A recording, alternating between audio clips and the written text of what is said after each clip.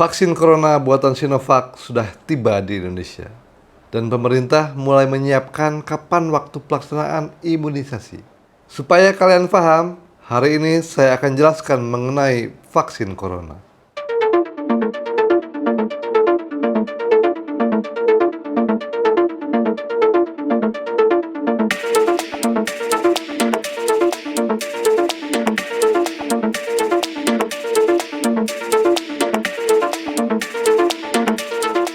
Halo, jumpa kembali dengan saya, Dr. Prima Satipa. Pada kesempatan kali ini, saya akan membahas tentang vaksin corona. Angka kasus COVID-19 semakin hari semakin meningkat. Nah, salah satu upaya untuk menekan angka kasus ini adalah dengan penyediaan vaksin COVID-19 dari pemerintah. Meskipun masih dalam tahap uji klinis, keberadaan vaksin ini diharapkan dapat melindungi masyarakat Indonesia dari pandemi. Pemberian vaksin corona adalah solusi yang paling jitu untuk mengurangi jumlah kasus COVID-19. Meski demikian, hingga saat ini, efektivitas dan keamanan vaksin COVID-19 masih diteliti dalam tahap uji klinis oleh pemerintah dan lembaga yang terkait. Hal ini merupakan langkah pemerintah guna untuk memastikan bahwa vaksin ini layak digunakan untuk mencegah COVID-19. Namun ingat bahwa upaya pencegahan melalui vaksin ini tetap harus disertai dengan protokol kesehatan, yaitu selalu menjaga jarak, memakai masker, dan sering mencuci tangan. Yang harus kalian ketahui, istilah vaksin dan imunisasi. Imunisasi adalah upaya untuk membentuk atau meningkatkan kekebalan seseorang terhadap suatu penyakit. Tujuannya adalah untuk mencegah penyakit tertentu atau menghindari resiko munculnya gejala penyakit yang berat. Nah, salah satu bentuk imunisasi adalah dengan pemberian vaksin. Vaksin merupakan suatu antigen atau benda asing yang dimasukkan ke dalam tubuh untuk menghasilkan reaksi kekebalan tubuh terhadap penyakit tertentu.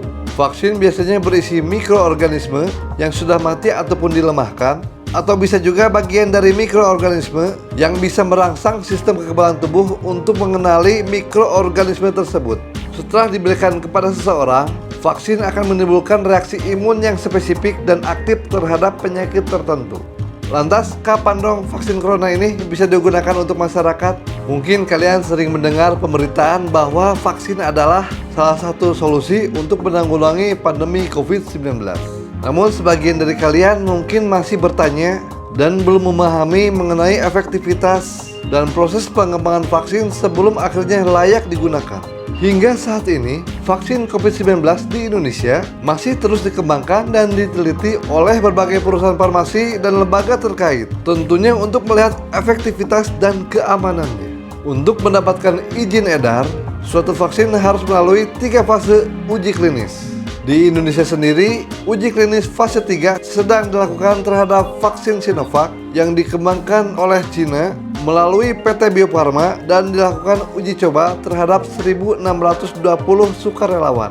Penelitian terhadap vaksin ini tengah berlangsung dan akan berakhir pada bulan Februari 2021 mendatang. Tak hanya itu, Indonesia juga mengembangkan terhadap vaksin merah putih. Vaksin ini dikembangkan oleh Lembaga Biologi Molekuler Eijkman di bawah koordinasi Kementerian Riset dan Teknologi atau Badan Riset dan Inovasi Nasional. Pengembangan vaksin ini diperkirakan akan selesai pada akhir tahun 2020 dan nantinya akan disebarkan kepada masyarakat setelah melalui uji coba praklinis dan uji klinis. Pemerintah akan terus berupaya untuk mengawasi dan memberikan pembinaan, bimbingan, serta fasilitas guna mendukung pengembangan dan percepatan penggunaan vaksin COVID-19 bagi masyarakat. Untuk memastikan pengembangan dan produksi vaksin ini lancar, yaitu dengan cara yang pertama pengawasan distribusi, yang kedua pengawasan mutu vaksin, yang ketiga pengawasan keamanan vaksin setelah pemasaran.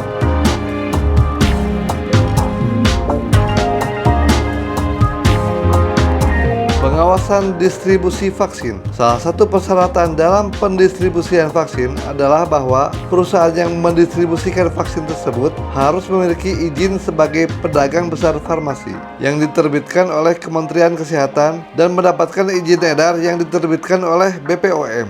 Ada 2 jenis pengelolaan distribusi vaksin, yaitu pengelolaan distribusi vaksin di PBF dan pengelolaan distribusi vaksin di fasilitas pelayanan kefarmasian. Yang kedua, pengawasan mutu vaksin. Pengawasan mutu dan keamanan vaksin bukan hanya dari proses perizinan, tetapi juga pengawalan dan pengelolaan vaksin terkait penyimpanan dan pengiriman vaksin ke seluruh wilayah Indonesia. Agar kualitas tetap terjaga dan efektif, vaksin idealnya disimpan di tempat bersuhu dingin, yaitu kulkas atau kotak es dengan suhu sekitar 2-8 derajat Celcius atau minus 15 derajat sampai 5 derajat Celcius. Suhu tempat penyimpanan vaksin tersebut juga harus selalu dijaga selama proses pengiriman hingga saat hendak diberikan ke masyarakat. Yang ketiga, pengawasan keamanan obat setelah pemasaran. Meski obat atau vaksin telah melalui serangkaian tahapan uji klinis yang ketat, baik dari proses produksi hingga pengawasan, sepanjang rantai distribusinya tetap saja masih ada risiko efek samping yang dapat terjadi akibat penggunaan obat atau vaksin apapun. Reaksi efek samping vaksin bisa bersifat ringan, misalnya hanya berupa demam atau nyeri di lokasi suntikan.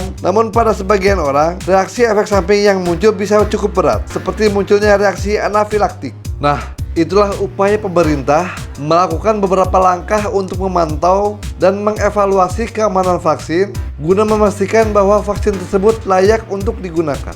Vaksin COVID-19 memang diharapkan dapat menjadi salah satu solusi untuk mengakhiri pandemi ini. Namun perlu diingat bahwa masih dibutuhkan waktu yang lama bagi vaksin COVID-19 untuk digunakan secara luas oleh seluruh masyarakat Indonesia. Untuk itu, tetap jaga kesehatan, tetap jaga diri dan keluarga, dan tetap melakukan protokol kesehatan. Nah, sekian dulu video kali ini. Semoga informasi tentang vaksin ini bisa bermanfaat untuk Anda. Saya Dr. Prima mohon pamit. Terima kasih. Assalamualaikum warahmatullahi wabarakatuh.